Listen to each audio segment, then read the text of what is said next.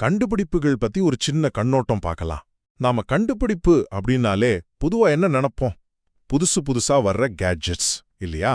ஆனா இந்த ஆதாரம் என்ன சொல்லுதுன்னா, நம்மளோட மொழி, நம்ம சட்டங்கள், ஏன் கலை வடிவங்கள் கூட ரொம்ப சக்தி வாய்ந்த கண்டுபிடிப்புகள் தான். முதலாவது விஷயம் என்னன்னா, கண்டுபிடிப்புகள் வெறும் டெக்னாலஜி மட்டும் கிடையாது. ஐக்கிய நாடுகள் சபை மாதிரி சமூக அமைப்புகளும் ஒரு வகையில கண்டுபிடிப்புகள் தான். இதுல சுவாரஸ்யமான விஷயம் என்ன தெரியுமா? ஷேக்ஸ்பியர் மட்டுமே கிட்டத்தட்ட 1700 புது வார்த்தைகளை கண்டுபிடிச்சிருக்காரு. அதே மாதிரி தான் நாவல் மாதிரியான இலக்கிய வடிவங்களும் ஒரு கண்டுபிடிப்பு தான்.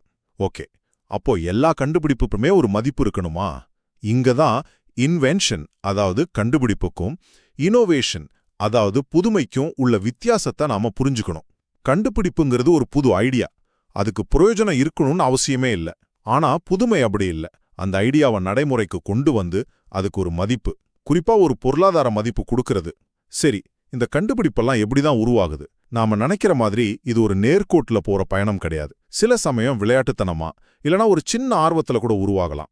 ஆல்பர்ட் ஐன்ஸ்டீனுக்கே அவரோட சார்பியல் கோட்பாடோட ஒரு தீர்வு கனவுல தான் வந்துச்சான். சில சமயம் டெஃப்லான் கண்டுபிடிச்ச மாதிரி தற்செயலா கூட நடக்கலாம். மொத்தத்துல கண்டுபிடிப்புகள்ங்கிறது நம்ம டெக்னாலஜி, சட்டம், மொழி, கலைன்னு எல்லாத்தையும் உருவாக்குற ஒரு அடிப்படை மனித செயல்பாடு.